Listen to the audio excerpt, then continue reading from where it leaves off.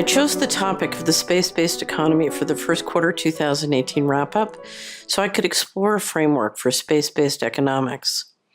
Recent investment analyst reports indicate that the space-based economy is expected to grow. Bank of America Merrill Lynch's recent report predicts the space industry will grow to almost $3 trillion in 30 years. Morgan Stanley's recent report was more conservative. They estimated $1.1 trillion by 2040.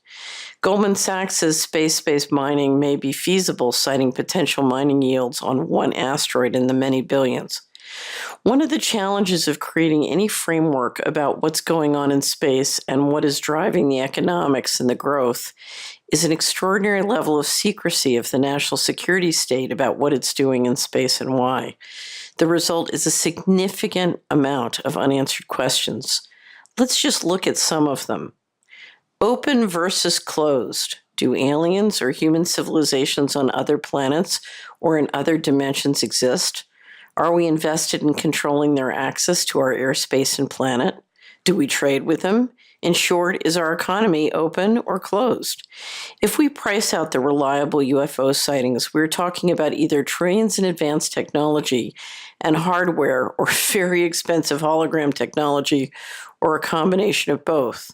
This also, of course, raises numerous quite legitimate questions about what is the moon and who owns it or lives on it. Question number 2 is all about flow versus control.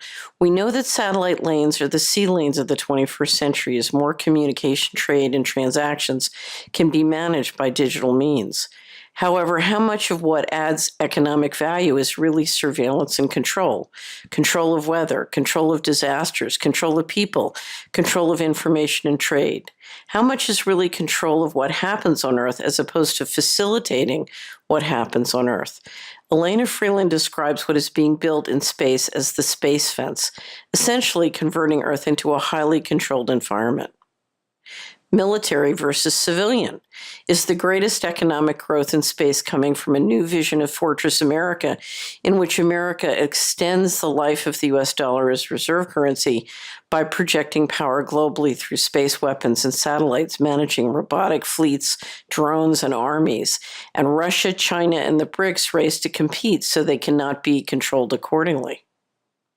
Governance. Global law versus outside the law. We did a special Solari Report, Issues and Framework of the U.S. Law Concerning Outer Space. What we know is numerous sovereign and corporate parties, including the United States, are acting outside of existing treaties and laws. Will space have a cooperative government system, or will it be ruled by weaponry and become the ultimate offshore corporate haven? Talk about tax evasion. Space weather.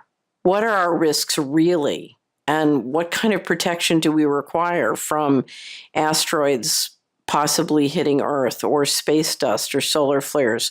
What do we need to know about them? And finally, the real state of our technology.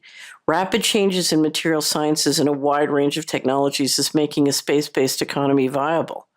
However, a great deal of technology is hidden behind the national security state. If we have ships flying around the planet with anti-gravity propulsion, why are we spending so much money to make reusable rockets?